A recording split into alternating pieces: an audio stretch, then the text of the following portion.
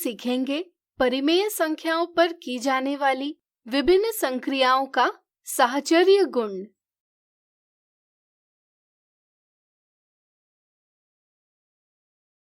साहचर्य गुण यानी एसोसिएटिव प्रॉपर्टी संक्रियाओं में कोष्ठकों के प्रयोग से संबंधित है। साहचर्य का अर्थ है साथ रहना। यहाँ हम इसका अर्थ लेंगे संख्याओं को साथ रखना यानी उनके समूह बनाना। यह हम कोष्ठकों के प्रयोग से करते हैं।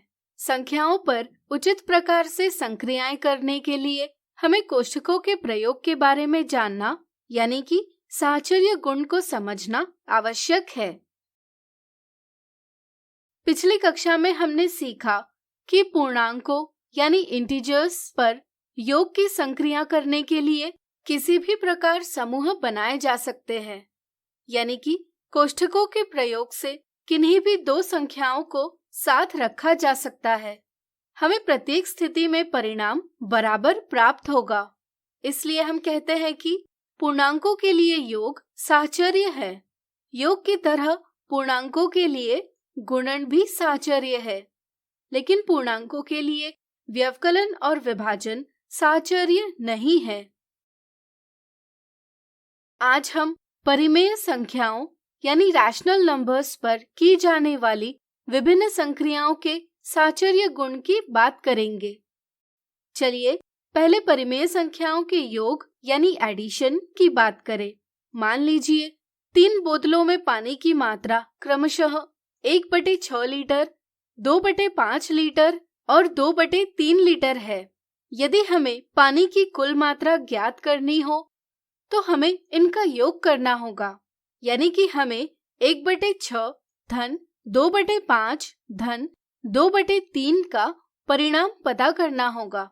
इसे सरल करने के लिए हम इस प्रकार समूह बना सकते हैं या इस प्रकार समूह बना सकते हैं। यदि पहले हम 1/6 और 2/5 का समूह बनाकर इनका योग करें तो इनका योग होगा 17/30।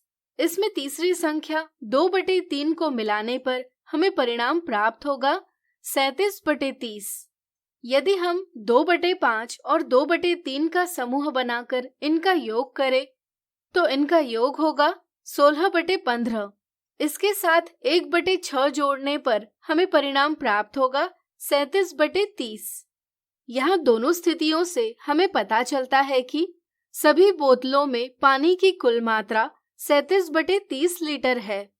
चूंकि दोनों स्थितियों में परिणाम समान है, इसलिए हम कह सकते हैं कि परिमेय संख्याओं का योग किसी भी प्रकार समूह बनाकर किया जा सकता है, यानी कि परिमेय संख्याओं के लिए योग साहचर्य है। व्यापक रूप में परिमेय संख्याएं a, b, c के लिए कोष्ठक में a धन b धन c बराबर a धन कोष्ठक में b धन c है। क्या परिमेय संख्याओं के लिए व्यवकलन यानी सब्ट्रैक्शन भी साहचर्य है? चलिए पता करते हैं। मान लीजिए अदिति के पास 4/5 चॉकलेट है। उसमें से वह 2/5 भाग अंकित को और 3/10 भाग सुमन को देती है। तो बताइए उसके पास कितनी चॉकलेट शेष होगी? दी स्थिति को हम इस प्रकार निरूपित कर सकते हैं। चलिए अलग अलग प्रकार से समूह बनाकर इसे हल करें। यदि हम 4/5 और 2/5 का समूह बनाते हैं तो 4/5 ऋण 2/5 का परिणाम हमें 2/5 प्राप्त होगा। यदि इसमें से 3/10 घटाए जाए तो परिणाम 1/10 प्राप्त होगा। वीडियो रोककर अब आप पता कीजिए कि यदि 2/5 और 3/10 का समूह बनाकर इसे हल किया जाए तो परिणाम क्या होगा? चलिए हम बताते हैं। इसे हम इस प्रकार सरल कर सकते हैं। हमें परिणाम प्राप्त होगा 7/10। यहाँ दोनों स्थितियों में परिणाम समान नहीं है, इसलिए किन्हीं भी 3 परिमेय संख्याओं a, b, c का व्यवकलन किसी भी प्रकार समूह बनाकर नहीं किया जा सकता। इनका व्यवकलन दिए क्रम में ही करना आवश्यक है। हम कह सकते हैं कि परिमेय संख्याओं के लिए व्यवकलन साहचर्य नहीं है। यहाँ पहली स्थिति का परिणाम सही और दूसरी स्थिति का परिणाम गलत है। इसलिए हम कह सकते हैं कि अदिति के पास 1/10 चॉकलेट शेष है। वीडियो रोककर अब आप किन्हीं भी 3 परिमेय संख्याओं का अलग अलग प्रकार से समूह बनाकर गुणन यानी मल्टीप्लिकेशन कीजिए। क्या परिणाम बराबर है? तो क्या परिमेय संख्याओं के लिए गुणन साहचर्य है? बिल्कुल सही।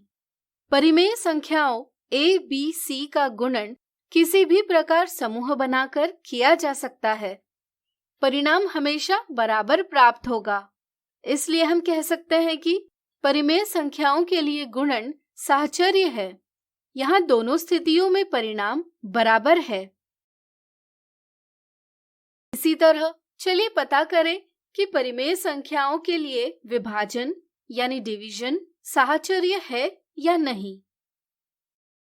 यदि हम 6/7 विभाजित 4/3 विभाजित 1/12 को इस प्रकार सरल करेंगे तो परिणाम 54/7 प्राप्त होगा। लेकिन यदि हम इसे इस प्रकार सरल करेंगे तो हमें परिणाम 3/56 प्राप्त होगा। यहाँ दोनों स्थितियों में परिणाम बराबर नहीं है।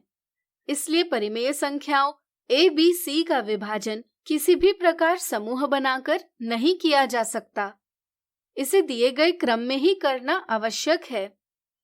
इसलिए हम कह सकते हैं कि परिमेय संख्याओं के लिए विभाजन साहचर्य नहीं है। इस तरह से यहाँ पहली स्थिति का परिणाम सही और दूसरी स्थिति का परिणाम गलत है। अब आप जान गए होंगे कि परिमेय संख्याओं के लिए योग और गुणन साहचर्य है, लेकिन व्यवकलन और विभाजन साहचर्य नहीं है। आज हमने सीखा परिमेय संख्याओं पर की जाने वाली विभिन्न संक्रियाओं का साहचर्य गुण। अगले वीडियो में कुछ मजेदार उदाहरणों से इसे और अच्छे से जानेंगे।